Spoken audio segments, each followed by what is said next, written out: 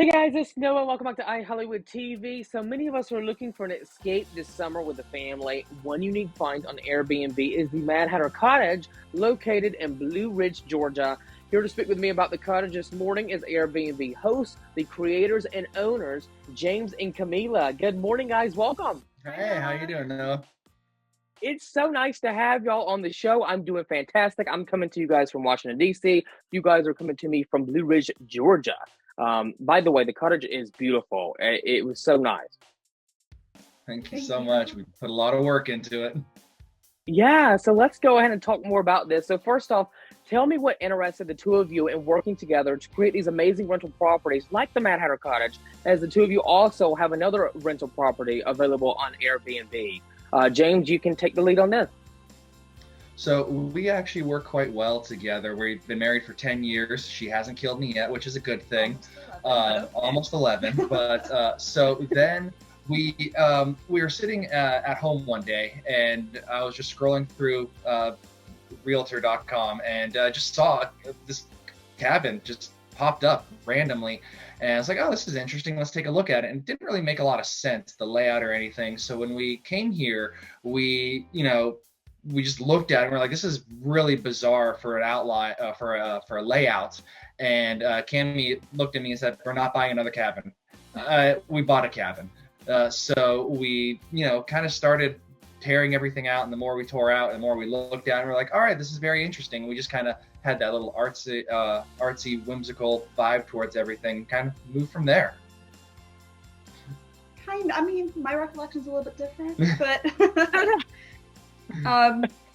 the way I remember it is we didn't, like, right off the bat, we did not want another place, but we saw this listing and we just couldn't forget about it. So we're like, fine, we'll just show up, take a look, we'll get it out of our system, and that'll be it.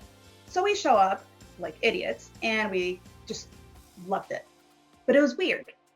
But it was like that ugly baby you can't look away from. So we just kept thinking about it, and then we found out that someone put a bid, and that just, we're competitive. So of course we had to put a bid, and we ended up with a house, which after we bought it, we realized it truly was weird. It was weirder than we thought it was, because every time we opened a wall, There was another wall behind the wall. Yeah, there was like some walls, there was like 3 different sets of walls. So Mad Hatter came from that. We were like, what kind of madman thought about this? There was like stairs that would like go to there was like a random door in a bathroom that no one had a key to.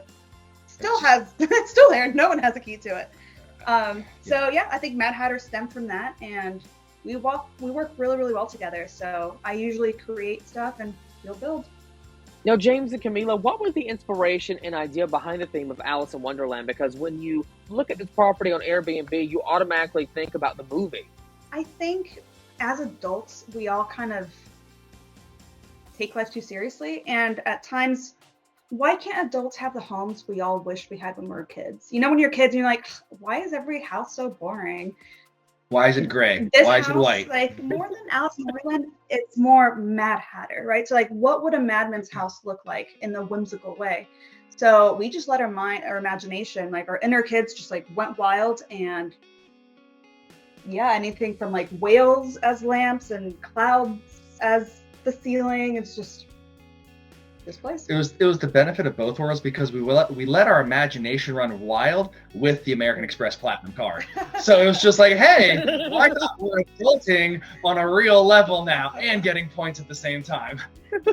Now, was there a specific part that you loved about the Disney classic that, made you think and wonder how a theme of the movie would look in an Airbnb rental? Because, you see a lot of these, themed rental properties that you can, go to on Airbnb, but this one is really just whimsical and just so magical. So this was more of while it was for Alice in Wonderland nods, it was for that Mad Hatter. It was the one parts where it wasn't one specific scene. It was more of the entire movie taken together of Alice is going through this entire adventure going on right now. But at the same time, who is Mad Hatter when he takes off his hat and he's done for the day? He's done hosting parties. He's done doing all this kind of stuff. He just wants to relax and chill. So what would everything about his place and his inner sanctum look like? So we took little nods from Alice's adventures that Mad Hatter was a part of, and then we kind of relate it into that build specifically too. We didn't want it to be too on the nose with Alice in Wonderland, just because it's a classic and we don't want to butcher it, right? We don't want to make people mad. Right. But we also feel like sometimes it can get a little cheesy if we make it too obvious. So, for example, in the movie, there's that scene where she's little, so all the flowers are kind of rude, but they're really big. So we decided to turn one of the bedrooms into that. So we custom created these like huge life-size flowers from Ukraine and had them shipped over. So like when you sleep in there, like one of the walls has all these giant flowers on it, but then you also have the realistic looking flowers that just encompass the room and just feels like you shrunk, like she did. Mm-hmm. Or we have like little nods, like the giant chess set outside, little things like that. Yeah. Now, you guys, how challenging was it to find all the right parts and accessories that are seen inside the cottage to make it come to life and to feel like you're part of this story?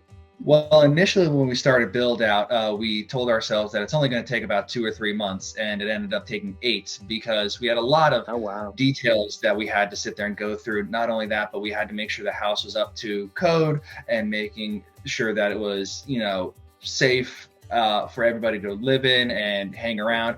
We're right on Hemptown Creek as well, so we had to we had to redo the stairs to those. We had to take out the walls, redo the plumbing, the electrical, just kind of get everything up to snuff on the bones portion of it.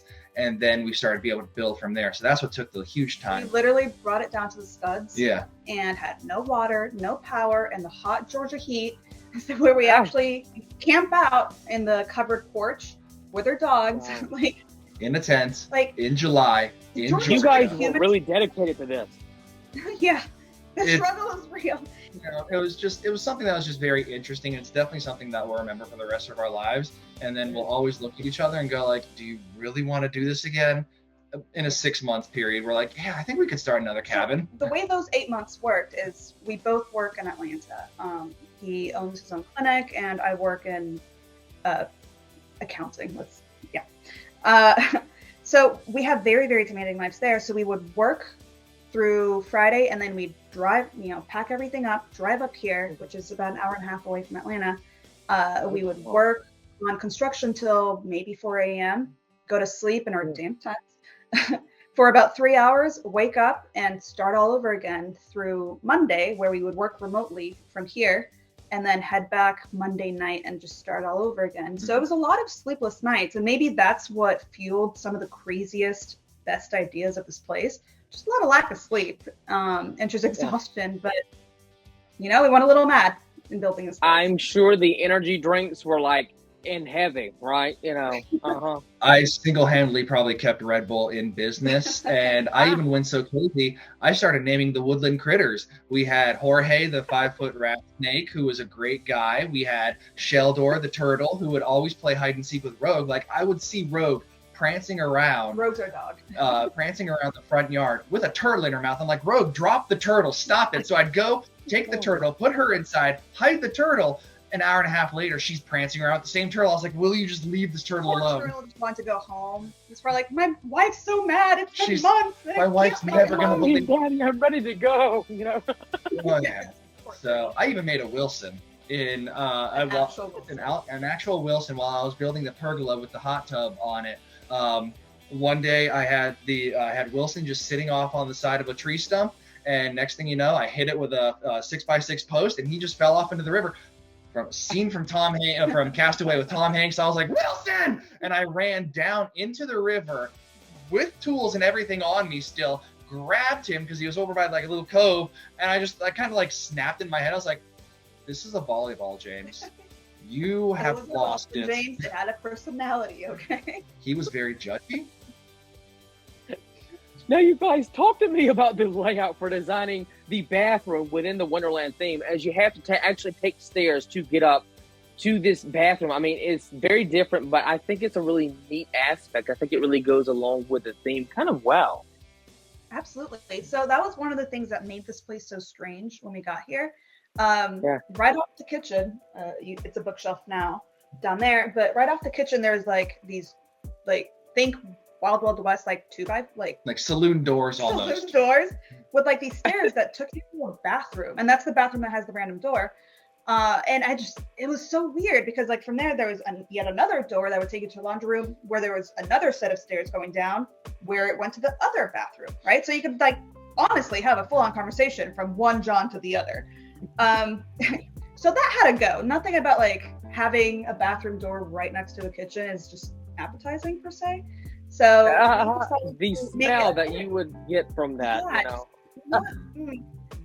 not the vibe we're going for. So we ended up turning it into like a hidden bathroom with this bookshelf that it's a hidden bookshelf that you open it and then the doorway shows up and it takes you to the queen's bathroom. So that one, like I said, little nods.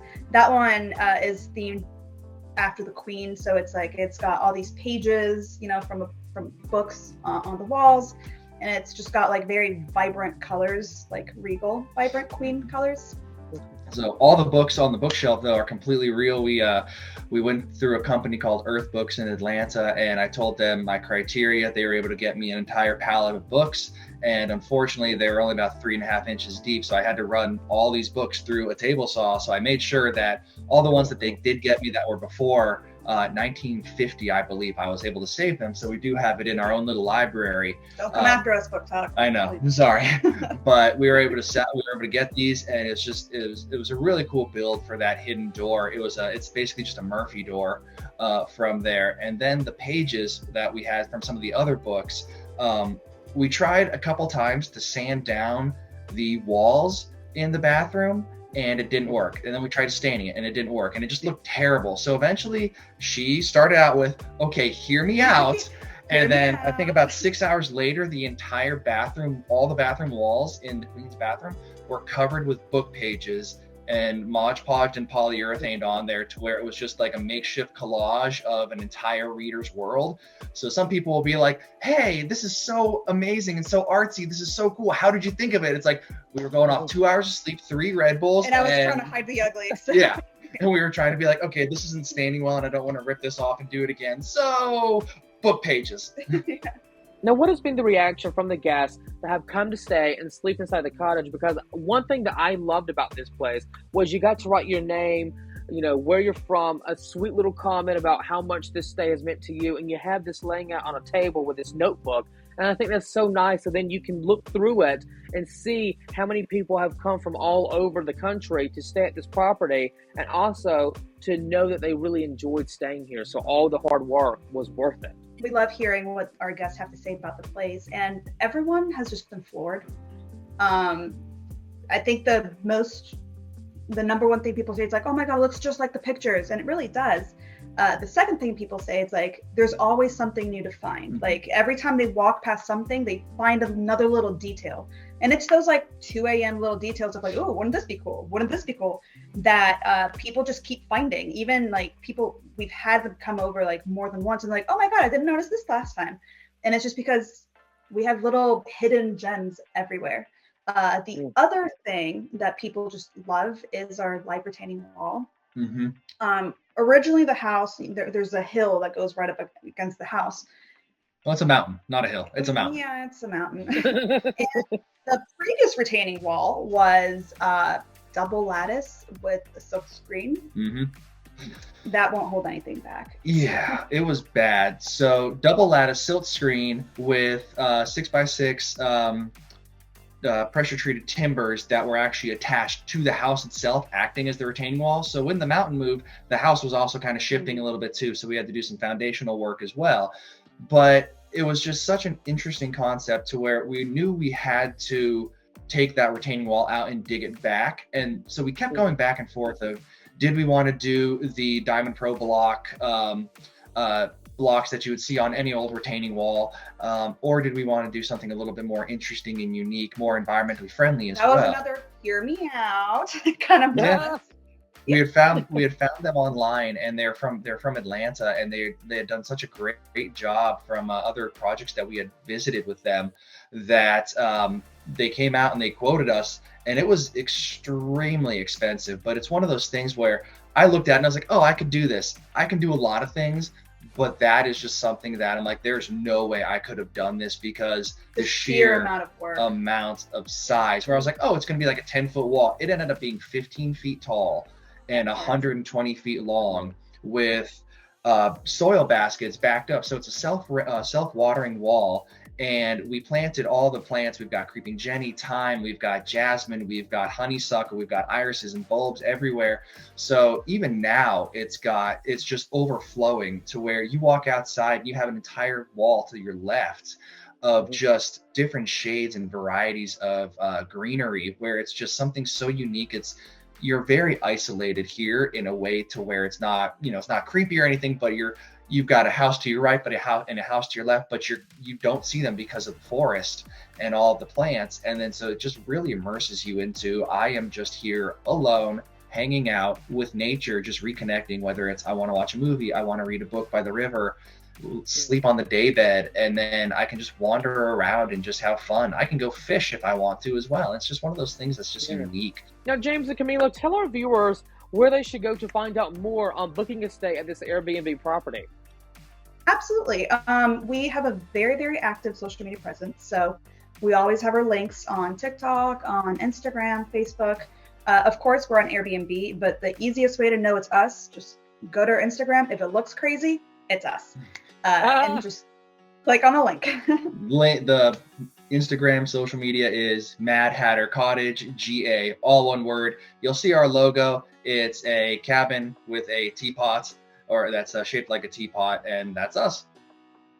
Well, James and Camila, what a great conversation it has been. Thank you so much for coming on our show. So nice to have y'all talk more about the Mad Hatter Cottage. Y'all take care. Y'all have a great day, and you're welcome back anytime. Absolutely. Yeah, awesome. Thank you so much, Noah. It's Thanks, been a Noah. pleasure.